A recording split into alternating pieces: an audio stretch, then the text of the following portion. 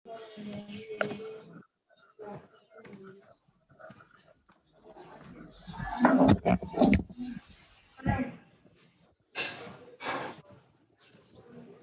আলাইকুম।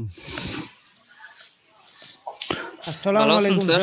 ওয়ালাইকুম স্যার আসসালাম। ভালো আছেন? আলহামদুলিল্লাহ, টেকনিক্যাল কারণে একটু দেরি হচ্ছে, দুঃখিত। ইনশাআল্লাহ এখন থেকে আমরা শুরু করব। তোমরা ভালো আছো সবাই? জি স্যার, হ্যাঁ স্যার। আলহামদুলিল্লাহ ভালো। হ্যাঁ, আলহামদুলিল্লাহ। আজকে একটু টেকনিক্যাল প্রবলেম ছিল, যাক আলহামদুলিল্লাহ এখন শুরু করতে পারছি। আমরা এই 10 মিনিটের মতো এটা বসিয়ে দেব তোমাদেরকে ইনশাআল্লাহ। যাক, আজকে হলো ক্লাস নাম্বার হলো 8, চ্যাপ্টার 2, হিসাব বিজ্ঞান, প্রথম পত্র, দ্বিতীয় অধ্যায়। এখন আমরা আছি হিসাবের বৈসমূহ। এই অধ্যায়ের আলোচ্য বিষয়ের মধ্যে আমরা গতদিন খতিয়ান পর্যন্ত আলাপ করে ফেলছি। আজকে হবে বিশেষ জাবেদা বা সহকারী জাবেদা, 5 নাম্বার অংশটা, এবং 6 নাম্বার অংশ যদি সম্ভব হয়। পূর্ববর্তী ক্লাসসমূহে প্রথম 4টি অংশ আলোচনা, যেটা আমি বলেই ফেলছি। আজকে পঞ্চম অংশের আলোচনা হবে বিশেষ জাবেদা বা সহকারী জাবেদা। এই অংশের গুরুত্বপূর্ণ আলোচ্য বিষয়সমূহ হলো বিশেষ জাবেদা বা সহকারী জাবেদার সংজ্ঞা ও প্রকারভেদ বা শ্রেণীবিভাগ, বিভিন্ন প্রকার বিশেষ জাবেদা বা সহকারী জাবেদা প্রস্তুত করার নিয়মাবলী এবং এর নমুনা। তারপরে হলো এখন শুরু হলো বিশেষ জাবেদা বা সহকারী জাবেদার সংজ্ঞা। এটা বলতে আমরা কি বুঝি? বিশেষ উদ্দেশ্যে যে সকল জাবেদা প্রস্তুত করা হয় তাকে বিশেষ জাবেদা বা সহকারী বলে। যেমন ধারে পণ্য ক্রয়ের জন্য ক্রয় জাবেদা, বিক্রয়ের জন্য বিক্রয় জাবেদা, নগদ প্রাপ্তি জাবেদা, নগদ প্রদান জাবেদা।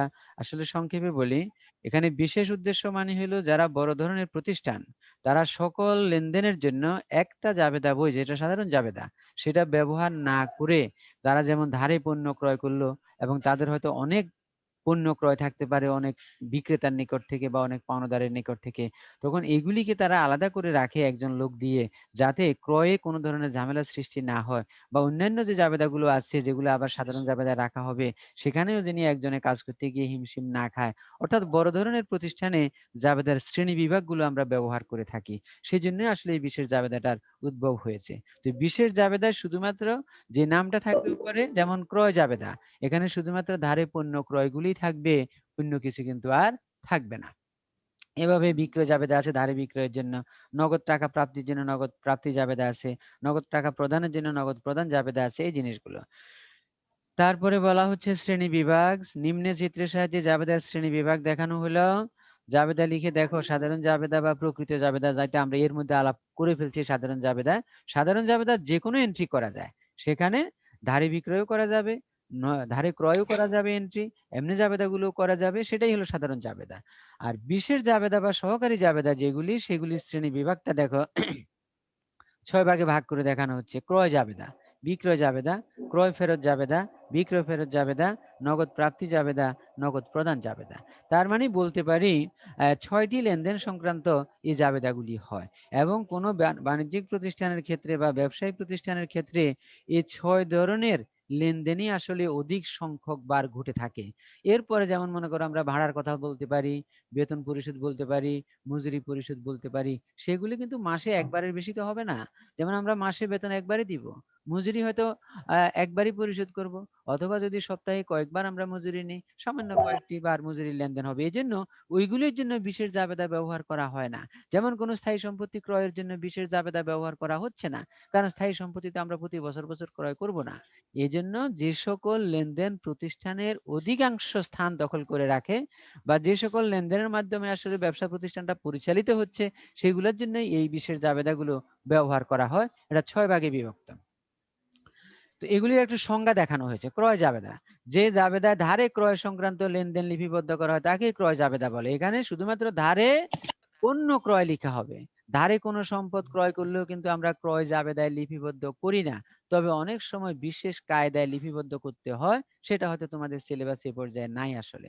বিক্রয় জাবেদা, এখানে শুধুমাত্র পণ্য বিক্রয় লিপিবদ্ধ করা হবে, পণ্য ছাড়া অন্য কিছু বিক্রয় করলে কিন্তু এখানে আসবে না। ক্রয় ফেরত জাবেদা, এখানে হলো যে পণ্যগুলি আমরা ফেরত দিব, অর্থাৎ বিক্রয়ের উদ্দেশ্যে কৃত পণ্যগুলি, সেগুলি লিপিবদ্ধ করা হবে। এরপর হলো বিক্রয় ফেরত জাবেদা, অর্থাৎ বিক্রয়িত পণ্য যেগুলি ফেরত আসলো সেগুলি লিপিবদ্ধ করা হবে এই জাবেদা।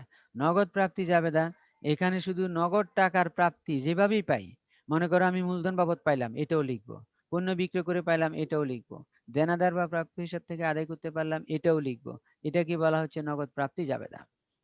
নগদ প্রদান অর্থাৎ টাকা পরিশোধ করলে, যেমন ক্রয় করলে টাকা পরিশোধ করি, সম্পদ ক্রয় করলে টাকা পরিশোধ করি, বা পাওনাদারকে প্রদান করলে টাকা পরিশোধ করি, মজুরি পরিশোধ করি, অর্থাৎ যত ধরনের পরিশোধ আছে সবগুলি এই জাবেদায় লিপিবদ্ধ করা হবে। তারপরে হলো প্রকৃত বা সাধারণ জাবেদা। যে সকল লেনদেন বিশেষ জাবেদায় অন্তর্ভুক্ত হয় না সেই সকল লেনদেনকে প্রকৃত জাবেদায়, অর্থাৎ ওই 6 ধরনের জাবেদায় যায় নাই এরকম যে লেনদেনগুলি আছে সেগুলি রাখা হবে প্রকৃত বা সাধারণ জাবেদায়। তাহলে 1 থেকে 6 নম্বরের মধ্যে যে লেনদেনগুলি আলাদা করে লিপিবদ্ধ করে রাখা হবে সেগুলির জন্য কিন্তু আর সাধারণ জাবেদা ব্যবহৃত হবে না, এটা খেয়াল রাখতে হবে। আর যে সকল প্রতিষ্ঠান ওই 1 থেকে 6 নাম্বার জাবেদাগুলি না রাখে তাদের জন্য কিন্তু আবার সকল লেনদেনই প্রকৃত জাবেদায় আনতে হবে, অর্থাৎ তারা একটাই জাবেদার বই ব্যবহার করে যেটা হলো সাধারণ জাবেদা। অর্থাৎ যেটা আমাদের মনে করো বাসার জন্য বলতে পারি ড্রয়িং রুম, আর কি ড্রয়িং রুমে যে কোনো লোকই বসতে পারে, কিন্তু বেডরুমে রেস্ট্রিকশন থাকে, সব লোককে কিন্তু আমরা বেডরুমে আনতে পারি না বা আনি না। তাহলে কিন্তু এখন যেই ঘরে মনে করো বেডরুমে নাই, ওই ড্রয়িং যেটা সেটাই বেড সেটাই ডাইনিং, তাহলে সেই রুমে সবাই যেতে পারবে, কারণ ওইটা তো তখন কমনলি ব্যবহৃত হচ্ছে, সবার জন্য ব্যবহৃত হচ্ছে, সকল লেনদেনের জন্য ব্যবহৃত হচ্ছে। তাহলে 1 থেকে 6 নাম্বার পর্যন্ত যে জাবেদাগুলি এখানে কিন্তু বিশেষ জাবেদাগুলি যাবে, ওই নির্দিষ্ট বৈশিষ্ট্যের জাবেদাগুলি যাবে, এটা হলো 1 থেকে 6। আর ওই বৈশিষ্ট্যধারী নয় এমন জাবেদাগুলি আসবে প্রকৃত জাবেদায়। আবার প্রকৃত জাবেদার আরেকটা বৃহৎ অংশ হলো সেটা 1 থেকে 6 এর লেনদেনগুলিকেও নিতে পারে যদি কোনো প্রতিষ্ঠান 1 থেকে 6 নাম্বার জাবেদাগুলি না রাখে বা না রাখার চিন্তা করে। এরপরের পয়েন্টটা হলো বিভিন্ন প্রকার সহকারী জাবেদা বা বিশেষ জাবেদা প্রস্তুত করার নিয়মাবলী। সহকারী জাবেদা বা বিশেষ জাবেদা প্রস্তুত করার ক্ষেত্রে সবচেয়ে গুরুত্বপূর্ণ বিষয় হচ্ছে প্রতিটি এখানে একটা শব্দ দেখতে পাচ্ছি না, তোমাদের স্ক্রিনটা একটু সরাই না, অনেকেই তোমাদের নাম টাম দিয়ে রাখছে এগুলোর জন্য আমরা লেখাগুলো দেখতে পাচ্ছি না, এটা একটু সরিয়ে নাও। লেনদেনের জন্য আলাদাভাবে প্রস্তুত করতে হয় নিম্নে গুরুত্বপূর্ণ সহকারী জাবেদা বা বিশেষ জাবেদা প্রস্তুত করার নিয়মাবলী সংক্ষেপে আলোচনা করা হলো। এগুলি প্রত্যেকটির জন্য একটু নিয়ম দিয়েছে সামান্য করে, যেমন ক্রয় জাবেদা প্রস্তুত করার নিয়মাবলী। প্রথমেই বলা হচ্ছে ক্রয় জাবেদায় কেবলমাত্র ধারে পণ্য ক্রয়জনিত লেনদেনগুলি লিপিবদ্ধ করতে হবে, তাহলে এটা ভালোভাবে মনে রাখতে হবে। শুধুমাত্র ধারে যে পণ্যগুলি ক্রয় করা হবে সেগুলাই এখানে আসবে, অন্য কিছু আসবে না। যে তারিখে ধারে পণ্য ক্রয় করা হয়েছে ক্রয় জাবেদা তারিখের ঘরে সেই তারিখ লিখতে হবে, এটা খুব সাধারণ কথা। যে ব্যক্তি বা প্রতিষ্ঠানের নিকট হতে ধারে পণ্য ক্রয় করা হয়েছে ক্রয় জাবেদা তার নাম লিখতে হবে। ক্রয় জাবেদায় ক্রয়কৃত পণ্যের চালান নাম্বার উল্লেখ করতে হবে। ক্রয় জাবেদায় পণ্য ক্রয়ের অর্থ পরিশোধের শর্ত বা মেয়াদ উল্লেখ করতে হবে। খতিয়ান পৃষ্ঠা উল্লেখ করতে হবে, এটা হলো সাধারণ একটা নিয়ম। ক্রয় জাবেদার টাকার ঘরে কারবারি বাট্টা বাদ দিয়ে অন্যান্য খরচ সমূহ পণ্যের ক্রয় মূল্যে লিখতে হবে, অর্থাৎ ক্রয় কারবারি বাট্টা থাকলে বা ক্রয় বাট্টা থাকলে সেটাকে বাদ দিয়ে রাখতে হবে। ভ্যাট উল্লেখ থাকলে তার জন্য একটি আলাদা টাকার ঘর করতে হবে, ভ্যাটের জন্য আলাদা টাকার কলাম করতে হবে, ভ্যাট যোগ করে দেখানো যাবে না। এই হলো কথাবার্তা। তাহলে এখানে একটা জিনিস প্রথমটা বিশেষ করে মনে রাখবা, ধারে পণ্য ক্রয় আসবে, তার মানে আর কি কি আসবে বলে, নগদে পণ্য ক্রয় করলে সেটাও আসবে না, ধারে কোনো সম্পদ ক্রয় করলে সেটাও আসবে না। তাহলে শুধুমাত্র ধারে পণ্য ক্রয়, আর পণ্য বলতে আমরা কি বুঝি, যেগুলি বিক্রয়ের উদ্দেশ্যে কিনেছিলাম সেগুলা কি বলা হচ্ছে পণ্য। বিক্রয়ের উদ্দেশ্যে না কিনলে সেটা ধারে ক্রয় হলেও এখানে আসবে না। যেমন যদি বলা হয় মণিহারি ধারে ক্রয় করা হলো, এটা কিন্তু ক্রয় জাবেদায় আসবে না, কারণ মণিহারির উদ্দেশ্য তো বিক্রয় না, আর বিক্রয়ের উদ্দেশ্য না থাকলে সেটা পণ্য হবে না, তাহলে পণ্য না হলে সেটা ক্রয় জাবেদায় আসবে না। এরপরে হলো ভ্যাট ব্যতীত ক্রয় জাবেদার নমুনা দেয়া হয়েছে, অর্থাৎ ভ্যাট না থাকলে ক্রয় জাবেদাটার নমুনা কি হবে, এই নমুনাটা একটু খেয়াল করবা। তারিখ, ক্রেডিট হিসাব খাত। ক্রেডিট হিসাব খাত মানে কি, তুমি ধারে পণ্য ক্রয়ের জাবেদাটা এমনি মনে মনে চিন্তা করো কি জাবেদা হবে, ক্রয় হিসাব ডেবিট, আর প্রদেয় হিসাব বা পাওনাদার হিসাব ক্রেডিট, এটাই তো হবে। তাহলে এই ক্রেডিট হিসাব খাত মানে হলো এই যে প্রদেয় হিসাব শব্দটা এখানে লিখে দিবা, প্রদেয় হিসাব হাইপেন দিয়ে নামটা লিখে দিবা, এই নামটা এখানে লিখতে হবে। আর সেখানে তোমার মেয়াদ বা শর্ত যদি উল্লেখ থাকলে লিখবা, চালান নম্বর উল্লেখ থাকলে লিখবা, আর খতিয়ান পৃষ্ঠা বা সূত্র উল্লেখ থাকলে লিখবে। কোনোটাই থাকে না আসলে, মাঝে মধ্যে মেয়াদ বা শর্তটা থাকতে পারে, যেমন 2/10 N30 এটা উল্লেখ করে দিতে পারো। খতিয়ান পৃষ্ঠার সূত্র চালান নং মাঝে মধ্যে থাকতে পারে, লিখে দিবা, সূত্র তেমন একটা থাকে না। আর টাকাটা এখানে বসবে ক্রয় হিসাব ডেবিট, প্রদেয় হিসাব ক্রেডিট, এই ঘরে টাকাটা বসাই দিবা। এখানে আসলে পরিপূর্ণ একটা জাবেদা দেখানো হয়েছে যে ক্রয় হিসাব ডেবিট, প্রদেয় হিসাব ক্রেডিট। আর এখানে লিখবা তুমি ক্রেডিট হিসাব খাতের নাম, ক্রেডিট হিসাব খাতের নামটা লিখতে পারো। আবার সেখানে এটাও লিখতে পারবা তুমি, যেমন মনে করো রহিম ট্রেডার্স এর নিকট থেকে ক্রয় করলো, তাহলে এখানে তুমি শুধু রহিম ট্রেডার্স চলবে, রহিম ট্রেডার্স এইভাবে লিখলে চলবে। সুরমা কোম্পানি থেকে ক্রয় করা হলো, সুরমা কোম্পানি হিসাব লিখলে চলবে। অর্থাৎ কার কাছে তুমি ক্রেডিট, এই জিনিসটা কেনার জন্য কে তোমাকে দিল ধারে, তার নাম লিখতে হবে। আর এখানে ক্রয় হিসাব ডেবিট, প্রদেয় হিসাব ক্রেডিট, এখানে শুধু টাকাটা লিখে দিবা। এই জাবেদাটাই হয়ে গেছে, এখানে শুধু টাকাটা আসবে। মনে করো 10,000 টাকা, 10,000 টাকা লিখে দিলা। তাহলে এখানে ঘর হইলো তারিখ, ক্রেডিট হিসাব খাত, চালান নাম, মেয়াদ বা শর্ত, খতিয়ান পৃষ্ঠা বা সূত্র, আর ক্রয় হিসাব ডেবিট, প্রদেয় হিসাব ক্রেডিট।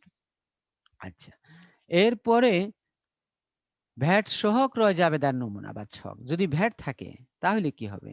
ভ্যাট থাকলে তুমি দেখো এবার কি হচ্ছে, তারিখ, ক্রেডিট হিসাব খাত, চালান নং, মেয়াদ, শর্ত, খতিয়ান পৃষ্ঠা বা সূত্র সবই ঠিক আছে। ক্রয় হিসাব ডেবিট আলাদা করে দেওয়া হয়েছে, ভ্যাট চলতি হিসাব ডেবিট আলাদা করে দেওয়া হয়েছে, আর ওইদিকে হলো প্রদেয় হিসাব ক্রেডিট। সর্বশেষে এখানে আলাদা করার কারণ কি একটু বলি। আলাদা করার কারণ হলো ক্রয় হিসাব, যেমন আমরা সাধারণ জাবেদা দেখেছি, মনে করো 15,000 টাকার পণ্য ক্রয় করলো, ভ্যাট আছে তোমার 15%, তাহলে হলো তোমার মনে করো 7,500 টাকা ভ্যাট আসলো। তাহলে এখানে তুমি ওই যার কাছ থেকে ক্রয় করলা তার কাছে দায়ী হইবা কত টাকার জন্য? ওই পণ্যের ক্রয় মূল্য প্লাস ভ্যাট, দুইটার জন্য প্রদেয় হিসাব ক্রেডিট। তাহলে এখন এখানে তুমি লিখবা মনে করো সোহাগ কোম্পানি লিমিটেড বা সোহাগ কোম্পানি হিসাব লিখে ক্রয় লিখবা মনে করো সে 10,000 টাকা, আর 15% ভ্যাটের ঘরে লিখবা মনে করো 1,500 টাকা, তাহলে প্রদেয় হিসাবের ঘরে লিখবা 11,500 টাকা। এই জন্যই এখানে ওই ক্রয় হিসাব ডেবিট, ভ্যাট চলতি হিসাব ডেবিট, আর প্রদেয় হিসাব হচ্ছে ক্রেডিট। মানে মূল জাবেদাটা হলো এটা, ক্রয় হিসাব ডেবিট, ভ্যাট চলতি হিসাব ডেবিট, প্রদেয় হিসাব ক্রেডিট। তাহলে ক্রয় হিসাবে ডেবিটে বসলো 10,000, ভ্যাট চলতি হিসাব এটাও ডেবিট 1,500, আর এই দুইটার যোগফলের জন্য আমি দায়ী ওই সোহাগের কাছে বা করিম ট্রেডার যার কাছ থেকে কিনলাম 11,500 টাকা। তাহলে ভ্যাট থাকলে আমাদের এই কলামটা একটু চেঞ্জ হয়ে যাবে, এটা একটু মনে রাখবা শুধু। আর ভ্যাট না থাকলে আমাদের ক্রয় জাবেদার কলামটা উপরে যেটা দেখানো হচ্ছে সেটা অনুসারে অঙ্ক করলেই তোমার চলবে। এরপরে বলা হচ্ছে ক্রয় জাবেদা সংক্রান্ত সাধারণ সমস্যা এবং সমাধান। ভ্যাট ব্যতীত ক্রয় জাবেদা সংক্রান্ত সমস্যা একটু দেখানো হচ্ছে, দেখো। নিম্নলিখিত লেনদেনগুলো শাহিন এন্ড কোম্পানি এর ক্রয় জাবেদায় লিপিবদ্ধ করো এবং সাধারণ খতিয়ান এবং সহকারী খতিয়ান প্রস্তুত করা বলছে। হাবিব এন্ড কোম্পানি এর নিকট হইতে 20,000 টাকার পণ্য ক্রয়, কারবারি বাট্টা 10%, আর পরিশোধের মেয়াদ হিসেবে দেওয়া হচ্ছে 2/10, N30, প্যাকিং ও পরিবহন খরচ 1,000 টাকা, চালান নাম্বার হলো 82। মার্চের 5 তারিখ বলা হচ্ছে কবির এন্ড কোম্পানি এর নিকট হইতে 35,000 টাকার পণ্য ক্রয়, কারবারি বাট্টা 10%, আর পরিশোধের মেয়াদ হলো 3/15, মানে 3% বাট্টা 15 দিনের মধ্যে, নিট 30 মানে 30 দিনের মধ্যে মূল্য পরিশোধ, প্যাকিং ও পরিবহন খরচ 1,500 টাকা, চালান নং 84। তারপরে বলা হচ্ছে মনির এন্ড কোম্পানির নিকট হইতে 25,000 টাকার পণ্য ক্রয়, কারবারি বাট্টা আছে, এখানেও মেয়াদ দেওয়া আছে 2/10, N30, প্যাকিং ও পরিবহন খরচ 2,000 টাকা, চালান নাম্বার 86। বাসার এন্ড কোম্পানি এর নিকট হতে 15,000 টাকার পণ্য ক্রয়, কারবারি বাট্টা 10%, পরিশোধের মেয়াদ দেওয়া হলো 5/10, নিট 30, প্যাকিং ও পরিবহন খরচ 1,000 টাকা, চালান নং 88। সমাধান কি দেখানো হয়েছে একটু দেখো। যেহেতু ভ্যাট নাই এজন্য ঘরটা সিম্পল আকারে দেখানো হয়েছে, যেটা আগে আমরা দেখিয়েছি। দেখো এবার টাকা পয়সার হিসাবে কি দেখানো হচ্ছে, দেখো। টাকা পয়সার হিসাবের মধ্যে প্রদেয় হিসাব হাবিব এন্ড কোম্পানির কাছ থেকে কিনলাম, চালান নং 82। শর্তের মধ্যে বা মেয়াদের মধ্যে ওই যে শর্তটা লেখা ছিল 2/10, নিট 30, খতিয়ান পৃষ্ঠার ঘর খালি। তারপরে এখানে টাকা হলো তোমার 19,000 টাকা। 19,000 টাকা কিভাবে আসলো তুমি প্রশ্নে আবার যাও, তাহলেই বুঝবা যে আমাদের 20,000 টাকা ছিল 10% কারবারি বাট্টা, তাহলে 20,000 টাকার 10% বাদ দিলে থাকে কত? 18,000। তাহলে 18,000-এর সাথে প্যাকিং ও পরিবহন খরচ যোগ হয়ে গেছে 1,000, তাহলে কত হবে? 19,000 টাকা। বুঝাতে পারলাম কিনা আরেকবার দেখো, আবার বলছি। 20,000 টাকার পণ্য, কারবারি বাট্টা 10%, 20,000 টাকার উপরে 2,000 টাকা, তাহলে বাদ চলে যাবে 2,000, তাহলে পণ্যের মূল্য সৃষ্টি হলো কত? 18,000। আর প্যাকিং ও পরিবহন খরচ 1,000 টাকা, তাহলে আমাদের পণ্যটার দাম তৈরি হচ্ছে মোট 19,000 টাকা। এজন্য দেখো আমাদের ওখানে সমাধানে 19,000 টাকাই দেখানো হয়েছে। এ ছিল একটা। ঠিক অনুরূপভাবে প্রদেয় হিসাব হাবিব অ্যান্ড কোম্পানি, এখানে দেখো 33,000 টাকা হলো। এখানে প্যাকিং ও পরিবহন খরচ যোগ করা হয়েছে, তবে প্যাকিং ও পরিবহন খরচটা যোগ করা হবে কারবারি বাট্টা বাদ দেওয়ার পর। আগে পণ্যের মূল্যের উপরে কারবারি বাট্টার শতকরা হার অনুসারে কারবারি বাট্টাটা নির্ণয় করে ফেলবা, তারপরেই তুমি পরিবহন খরচটা যোগ করে দিবা, তারপরেই দেখাতে হচ্ছে। এভাবে প্রত্যেকটি লেনদেনেরই কারবারি বাট্টা বাদ দিয়ে তারপরে প্যাকিং খরচ যোগ করে দেখানো হয়েছে, আর শর্তগুলো আছে বলে দেখানো হয়েছে। চালান নং এর ঘরে চালান নং উল্লেখ ছিল, দেখানো হয়েছে। আর প্রদেয় হিসাব ওই যে বাসার অ্যান্ড কোম্পানি যেটা আমি বলছি ওইভাবে লিখতে হবে, অর্থাৎ প্রদেয় হিসাব লিখে ওই প্রতিষ্ঠানের নামটা লিখে দিতে হবে হাইফেন দিয়ে। শুধু প্রদেয় হিসাব প্রদেয় হিসাব প্রদেয় হিসাব প্রদেয় হিসাব 4 বার লিখলে কিন্তু নাম্বার তুমি পেয়ে যাবা, কিন্তু তুমি একজন ভালো স্টুডেন্ট এটা কিন্তু প্রকাশ পেল না। কারণ অ্যাকাউন্টিং এর প্রকৃত উপস্থাপনাটা হলো এটা, মানে প্রদেয় হিসাবটা কে তাকে আমার ধারণার মধ্যে রাখতে হবে। তারপরে যোগ করে দিলা, হয়ে গেল ক্রয় বই আমাদের। এরপরে ক্রয় জাবেদার খসড়া, যেটা দেখো কিভাবে খসড়াগুলা করা হয়েছে, অর্থাৎ পণ্য ক্রয় থেকে কারবারি বাট্টা বাদ দিয়ে যেটা আমি মুখে মুখে বললাম এগুলি খসড়া দেখানো হয়েছে, এটা দেখে নেবা তোমরা। এরপরে সাধারণ খতিয়ান, এবার এখানে দুইটা খতিয়ান হয়, একটা হলো সাধারণ খতিয়ান, একটা হলো সহকারী খতিয়ান। সাধারণ খতিয়ান বলতে যেমন আমাদের পুরো 91,000 টাকার জন্য একটা জাবেদা হয়েছে, উপরেই লেখা ছিল ওই যে ক্রয় জাবেদার মধ্যে ক্রয় হিসাব ডেবিট আর প্রদেয় হিসাব ক্রেডিট, এই যে দুইটা লাইন, এই দুইটা লাইন থেকে দুইটা খতিয়ান হবে, সেই দুইটা খতিয়ানই হলো সাধারণ খতিয়ান। আবার রিপিট করতেছি, অর্থাৎ আমাদের যে লাইনটা লেখা ছিল ক্রয় জাবেদায় ক্রয় হিসাব ডেবিট প্রদেয় হিসাব ক্রেডিট, এখানে দুইটা খাত ছিল, দুইটা পক্ষ আছে, এই দুইটা পক্ষের মাধ্যমে দুইটা হিসাব খুলতে হবে। সেই দুইটা হিসাবের একটা হচ্ছে ক্রয় হিসাব আর একটা হচ্ছে তোমার প্রদেয় হিসাব হবে। তো ক্রয় হিসাব দেখানো হয়েছে, দেখো চলমান যে ছকে দেখানো হয়েছে। খতিয়ান তো তোমরা এমনি শিখে গেছো। তাহলে আমাদের মোট ক্রয় ছিল 91,000। দেখো মার্চের 31 তারিখ, যেহেতু সাধারণ খতিয়ান মাসের শেষ দিন করা হবে, প্রত্যেক মাসে একবার করা হবে, এজন্য মাসের শেষ তারিখ দিয়ে প্রদেয় হিসাব 91,000 টাকা ডেবিট, ব্যালেন্স 91,000 টাকা ডেবিট, শেষ ক্রয় হিসাবটা শেষ। প্রদেয় হিসাব চলমান জের ছক, তাহলে আমাদের তো একই টাকা, জাবেদাটা তো ছিল একই টাকা, ক্রয় হিসাব ডেবিট প্রদেয় হিসাব ক্রেডিট, তাহলে এখানে শুধু প্রদেয় হিসাব, তবে এটা ক্রেডিট হবে। মার্চের 31 তারিখ লিখতে হবে ক্রয় হিসাব হিসাব শিরোনামের মধ্যে, আর ক্রেডিট ক্রেডিট ঘরে ক্রেডিট ব্যালেন্সের ঘরে। শেষ হয়ে গেল সাধারণ খতিয়ান, দুইটা হয়েছে। যদি ভ্যাট যুক্ত হয় অঙ্কে, তাহলে সাধারণ খতিয়ান হবে 3টা, কারণ ভ্যাট চলতি হিসাব ডেবিট, সেটাও একটা ভ্যাট চলতি হিসাব খুলতে হবে, তখন সাধারণ খতিয়ান হয়ে যাবে 3টা, এটা যেন মনে থাকে আবার।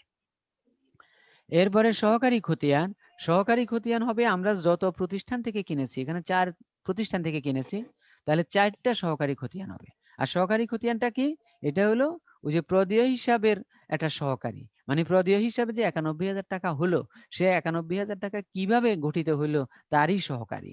এই 4টা ঘরের যোগফল যখন আমরা যোগ করব, তখন যদি আমরা দেখি যে আমাদের যোগফল 19,000 টাকাই আছে, সরি 91,000 টাকাই আছে, তাহলে আমরা বুঝবো আমাদের সাধারণ খতিয়ানও ঠিক এবং সহকারী খতিয়ানও ঠিকই আছে আমাদের। তাহলে এখন সহকারী খতিয়ানের প্রথমটা হলো হাবিব অ্যান্ড কোম্পানি হিসাব, হাবিব অ্যান্ড কোম্পানি হিসাব, এখানে সরাসরি তার নাম হবে।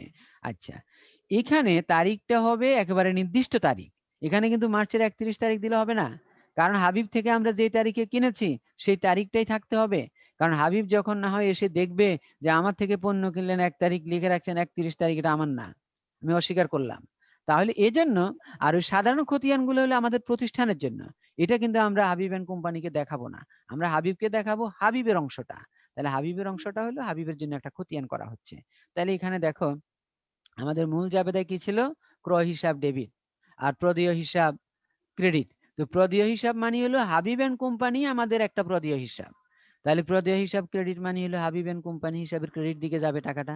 তাহলে ক্রয় হিসাব লিখে হাবিব অ্যান্ড কোম্পানির ক্রেডিট ঘরে 19,000, ব্যালেন্স অফ ক্রেডিট 19,000, কিন্তু তারিখটা হবে মার্চের ওই নির্দিষ্ট তারিখ, মানে হাবিব থেকে আমি যেদিন ক্রয় করেছি ঠিক সেই দিনের তারিখটা হবে, এর বাহিরের কোনো তারিখ হবে না।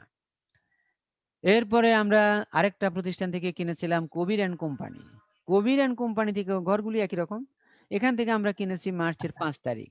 আবার ওই যে ক্রয় হিসাব, টাকাটা ক্রেডিট 33,000, ব্যালেন্স ও ক্রেডিট 33,000। তারপরে কিনেছি আমরা মনির অ্যান্ড কোম্পানি হিসাব মার্চের 20 তারিখ, তাহলে মার্চের 20 তারিখে মনির অ্যান্ড কোম্পানি হিসাব লিখে চলমান যে ছক পদ্ধতিতে অঙ্কটা চলছে।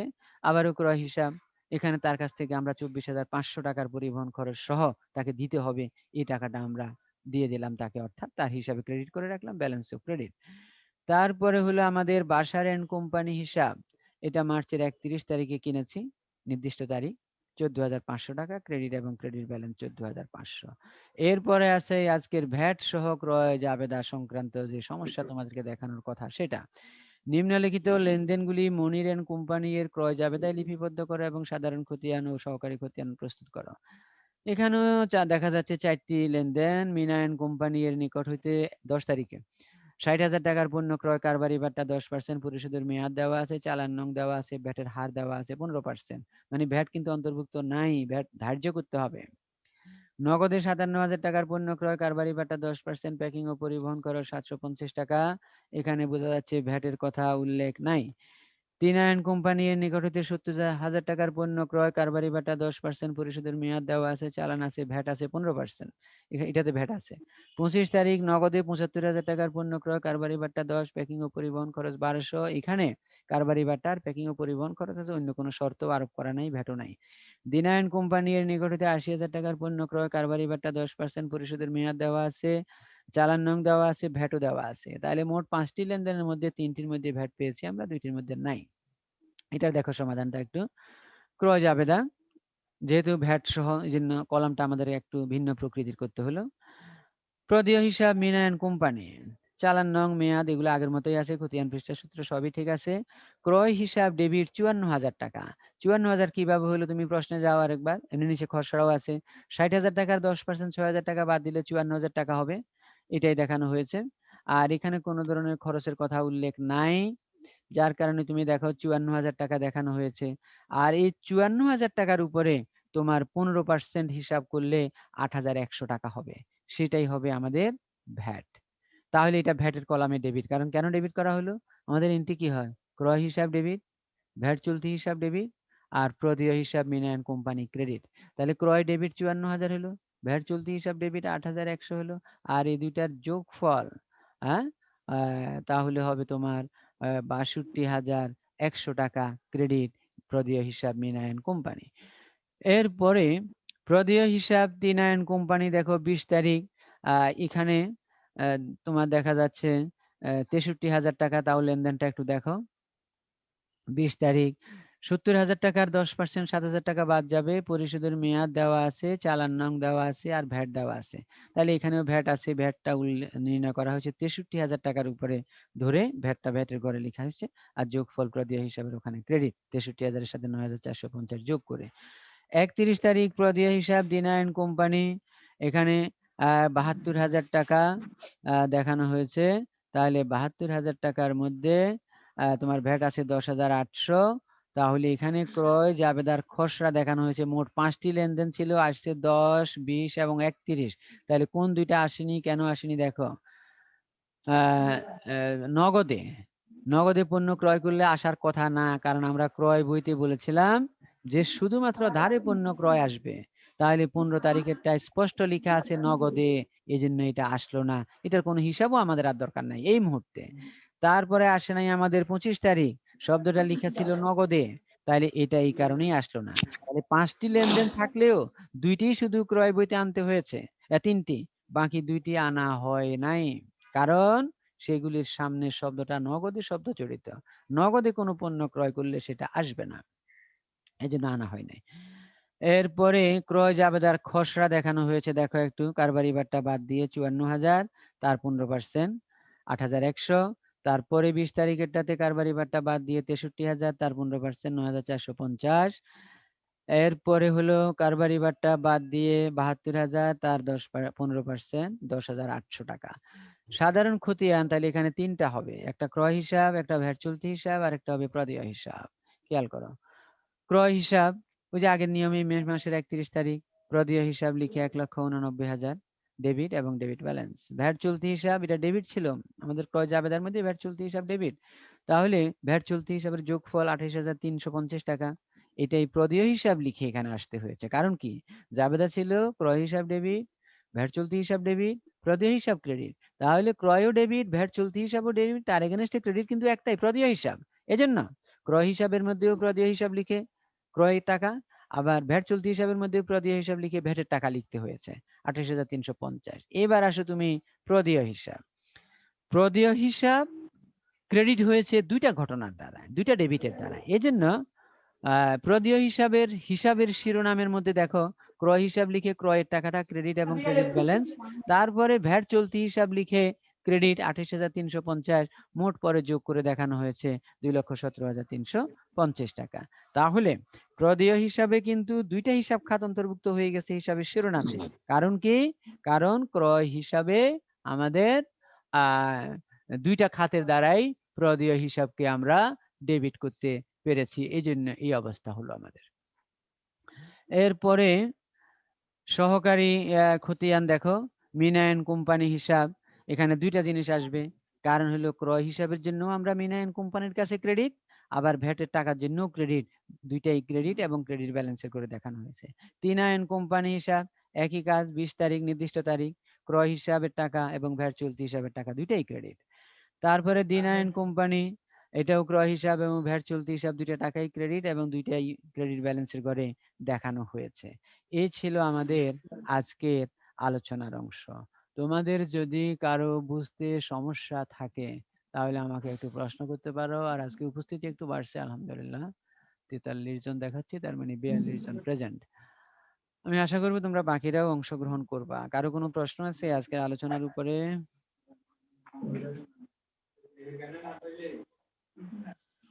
স্যার ভ্যাট বলো। চলতি হিসাবটা কেন ক্রেডিট হয়েছে স্যার? ভ্যাট চলতি হিসাব ক্রেডিট হয় নাই, ভ্যাট চলতি হিসাব ডেবিট। কোথায় ক্রেডিট হয়েছে বলো? ওই যে সহকারী খতিয়ান জি স্যার, গুলাতে, জি স্যার, জি স্যার। যেমন তিনায়ন কোম্পানি একটা হিসাব দেখতেছি, দেখো স্ক্রিনে দেখানো হয়েছে তিনায়ন কোম্পানি। এখানে ভ্যাট চলতি হিসাবকে আসলে ক্রেডিট হয় না, এখানে তিনায়ন কোম্পানির হিসাব আমরা করতেছি। তো তিনায়ন কোম্পানির কাছে আমরা ক্রেডিট মানে দায়, তবে কয়টা টাকার জন্য? একটা হলো ক্রয়ের টাকা আর একটা হলো ভ্যাট চলতি হিসাবের টাকা, অর্থাৎ দুইটা টাকার জন্য আমরা তার কাছে দায়ী। এই জন্য দুইটা খাত লিখতে হয়েছে। কারণ তিনায়ন কোম্পানি যখন আমাদের কাছে জানতে আসবে যে 72,000 টাকা কিভাবে হলো, তখন আমরা বলবো মাল ক্রয়ের টাকা ছিল 63,000 আর ভ্যাট চলতি হিসাবের টাকা ছিল 9,450। ঠিক আছে? এমনি ভ্যাট চলতি হিসাব কিন্তু এখানে ডেবিট, তবে সে তিনায়ন কোম্পানির হিসাব খাতে লিখার সময় তাকে শিরোনাম হিসাবে লিখতে হয়েছে। এখানে কিন্তু ভ্যাট চলতি হিসাব ক্রেডিট না, এটা ডেবিট, অর্থাৎ ওই খাতটা ক্রেডিট বলে এটার জন্য ক্রেডিট। আর কারো প্রশ্ন?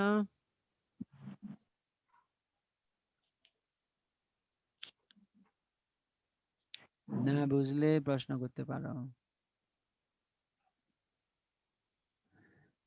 নাই মনে হচ্ছে, তাহলে তোমাদেরকে অনেক ধন্যবাদ।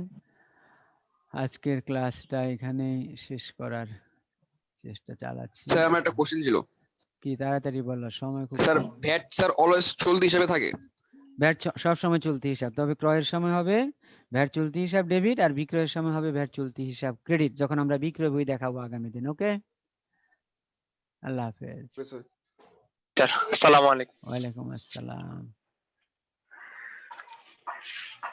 আসসালামু আলাইকুম স্যার।